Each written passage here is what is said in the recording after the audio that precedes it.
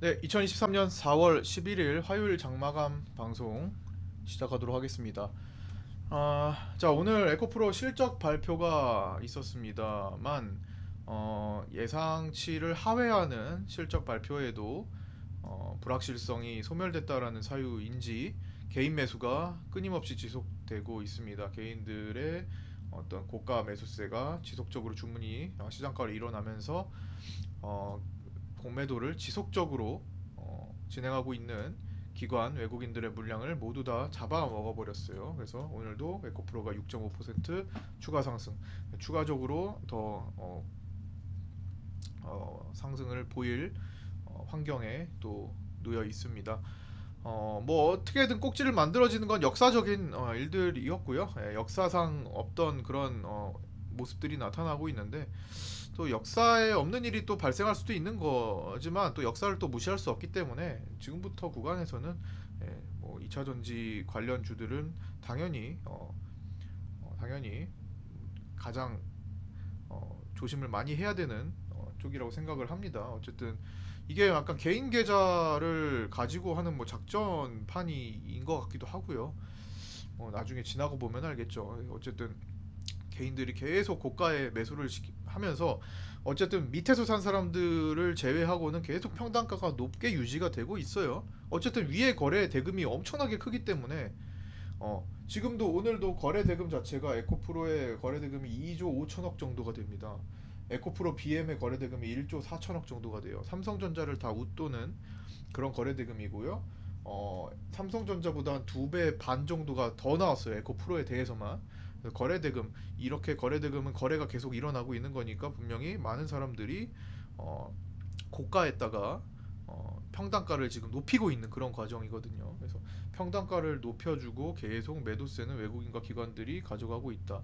뭐 당장은 뭐 오늘도 실적 발표 이슈를 넘어갔기 때문에 또 어떤 걸로 터트릴지 모르겠지만 어쨌든 어, 일단 뭐 계속 폭탄이라고 생각을 할 수밖에 없을 것 같고요.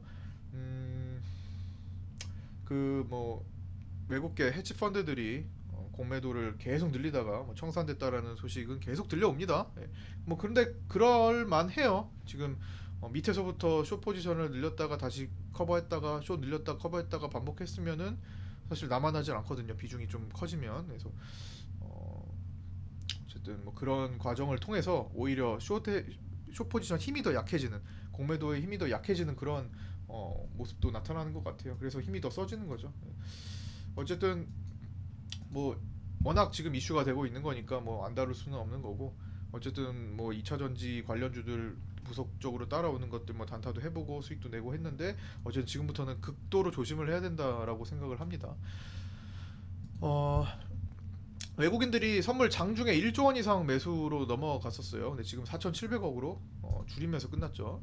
근데 지난주에 2조 원 가량 이 매도했던 선물 매도 대량 매도했던 거는 역사적으로 네 번째 있는 일이었는데 네 번째 있는 일을 뒤로 하고 위에서 올리면서 환매수를 다 시켰습니다. 환매수가 모두 완료됐고 막판에 이제 반 이상 매도한 것은 내일이나 모레 이제 생길 변동성에 대비하는 그런 움직임 같고요. 차익 실현을 바로 단타로 끝내버린 거죠. 외국인들이 뭐 오늘만 선물해서 단타를 하면서 실현을 대략적으로 한 15억 이상, 20억 가까이 수익을 챙겨가는 모습이었습니다. 막판에 한 반 정도를 줄이면서요. 그래서 외국인들도 좀 일부 단타를 쳤다. 뭐 콜옵션이 3일 동안 어마어마하게 급등을 했습니다. 이제 위클리 옵션이 없는 시기이기 때문에 이제 월몰 옵션 거의 다 여기서 대량 매도 선물 외국인들이 2조 원을 매도하면서 거의 다 죽였다가 콜옵션을 완전히 다 죽였다가 완전히 급반등을 시켜놨는데 3일 동안 지금 우리 파생반에서는 327.5 콜 옵션을 지금 공략을 좀 같이 했었어요. 양매수를 통해서. 그래서 풋옵션 쪽을 일단 죽고 콜옵션을 100% 이상만 살리면 이득이기 때문에 콜옵션 쪽에서는 500% 정도 이렇게 났는데 그게 이제 요런 요렇게 지금 하신 분들 어, 이렇게 같은 수량을 하더라도 콜에 10계약, 풋에 10계약 이렇게 같이 들어가는데 이렇게 콜옵션 쪽이 강하게 살아나고 풋옵션 쪽을 줄이면서 풋옵션은 이제 죽는 거죠. 원래 양매수가 어느 방향으로, 만약에 하락 방향으로 강하게 일어났다고 한다면, 여기서죠. 여기서 하락 방향으로 강하게 일어났다고 한다면 풋옵션이 그만큼 살았을 거니까. 근데 이제 어쨌든 4월 포지션이 워낙 상방이다 보니까 콜옵션에 좀 무게를 둔 양매수를 제가 권유를 드렸던 상태였죠. 파생반에서 요게 제가 파생반에서 지금 진행하고 있는 내용들입니다. 뭐 델타 값 따져가지고 옵션 선택, 옵션 포지션 선택하는 건데, 요 들어갈 때 제가 델타 값을 고려해서 콜옵션에 327.5에다가 이만큼, 320 풋에다가 1만큼, 그다음에 317.5풋에 1만큼 둘로 나누면서 좀 27.5를 좀 강화를 좀 시켰어요. 요렇게 지금 진행을 했던 거고, 예. 그래서 옵션을 하시는 분들은 오셔서 공부하기 좀 옵션 쪽이 더 많더라고요. 하시는 분들이 요즘 최근에 개인들이 옵션을 접근하시는 분들이 점점 엄청나게 많이 늘어남에 따라서 그쪽 수요가 좀 많이 늘어났는데, 선물보다 옵션이 더 많이 하시더라고요 요즘은. 아니면 옵션에 도움이 더 많이 필요해서 그런지 어쨌든 옵션을 중심으로 좀 많이 다뤄드리고 있는 편입니다. 현재로서는 좀 많이 인원이 한 5분, 14분 이렇게밖에 안 계시기 때문에 어쨌든 그렇게 해서 만들어진 결과가 지금 현재 뭐 이렇게 되고 있다라는 거 전달해드리고 다시 다음으로 넘어가도록 하겠습니다. 이렇게 이런 게 옵션 양매수의 장점이에요. 한쪽을 크게 살리고 한쪽을 죽이더라도 대신에 어느 쪽으로든 변동성이 크게 생겼을 때 유리한 거죠. 그래서 제가 지난주 금요일에 말씀드렸던 이번에 4월 옵션 만기일은 위든 아래든 굉장히 크게 변화할 가능성이 높다. 그 당시에는 외국인들이 양방이었기 때문이었죠. 양방 강력하게 구성하고 있는데 상방으로 틀면서 이제 콜옵션이 크게 살았던 겁니다. 그래서 하방으로 풋옵션 쪽 공략했던 거는 해치 쪽으로 해치를 하면서 끝낸 거죠. 외국인들 입장에서도. 그러면서 상방 무제한 구조를 구축을 시켜버린 거예요. 풋을 다 죽여버리면서. 마찬가지로 이렇게 살리는 방법. 그래서 한쪽으로 하는 건 이제 네이키드 방식이라고 하는데, 벌거벗었다 해가지고 네이키드 방식은 좀 위험하죠. 내가 만약에 풋옵션을 한쪽으로만 공략했으면 무조건 내려가야지만 이득인 건데, 만약에 시장이 이것처럼 상승하면은 풋옵션 쪽은 아예 제로가 휴지가 될 가능성이 높은 거고요. 그렇다고 해서 또 상방으로만 하자니 혹시나 모를 하방에 대비가 안 되는 거고, 그래서 양쪽을 다 살리는 방식으로 이제 네이키드가 아닌 양매수 이런 방식도 있다라는 거. 양매수는 타이밍이 되게 중요해요. 왜냐면은 양매수를 했다고 해서 무조건 사는 게 아니라 횡보를 해버리면 둘 다 죽어버립니다. 그러니까 변동성이 생기는 타이밍을 공략하는 게 굉장히 중요합니다. 그래서 그거에 초점을 맞춰가지고 그 타이밍을 잡아드리는 것들을 같이 함께 파생반에서 하고 있고요.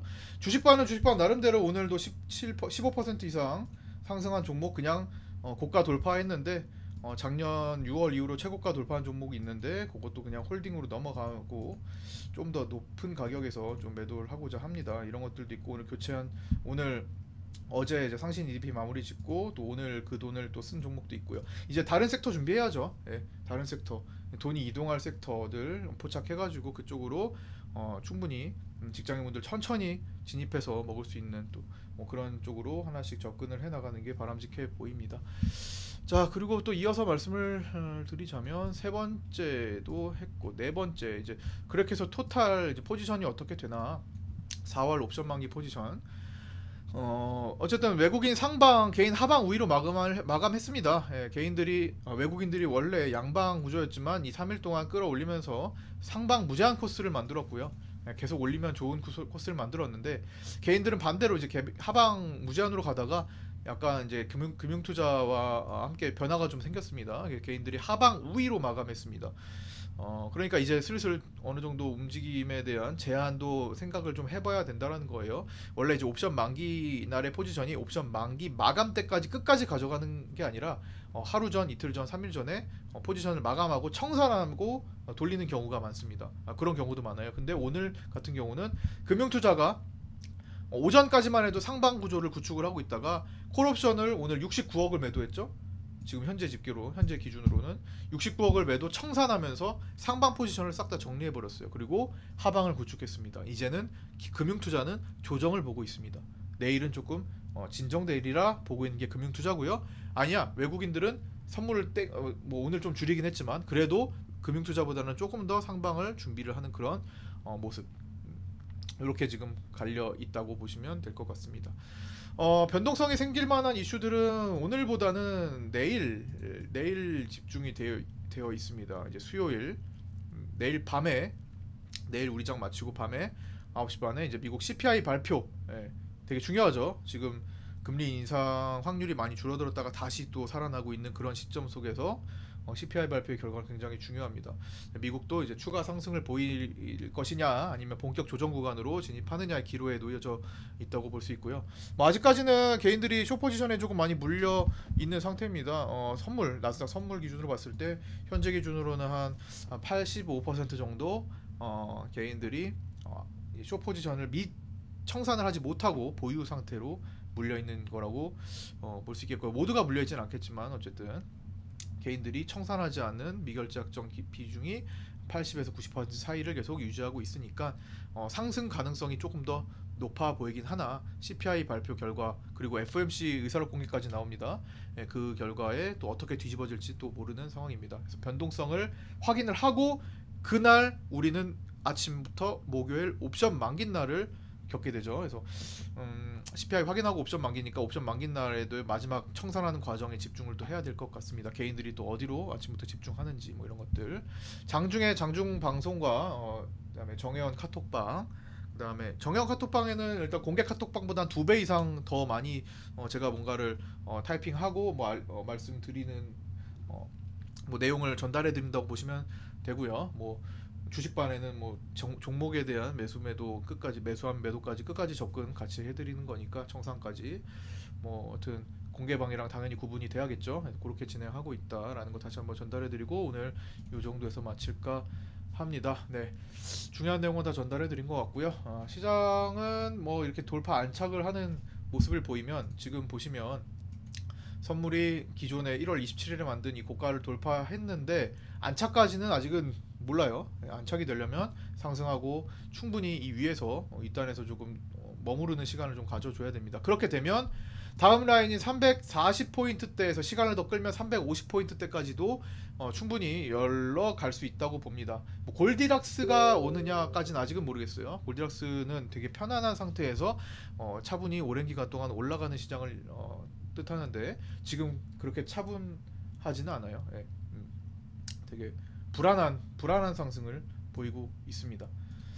네, 그런 상태니까요. 네, 오늘 여기까지 마치도록 하겠습니다. 고생들 많으셨고요. 내일 아침 8시 40분에 아프리카 TV 및 유튜브 라이브에서 뵙도록 하겠습니다. 카톡방 입장하시고 싶으신 분들은 8719-2757 문자나 카톡 주시면 되고요. 유튜브 댓글에도 주소 올라와 있습니다. 네, 구독과 좋아요 알림 설정도 부탁드립니다. 마치겠습니다. 고생 많으셨습니다. 감사합니다.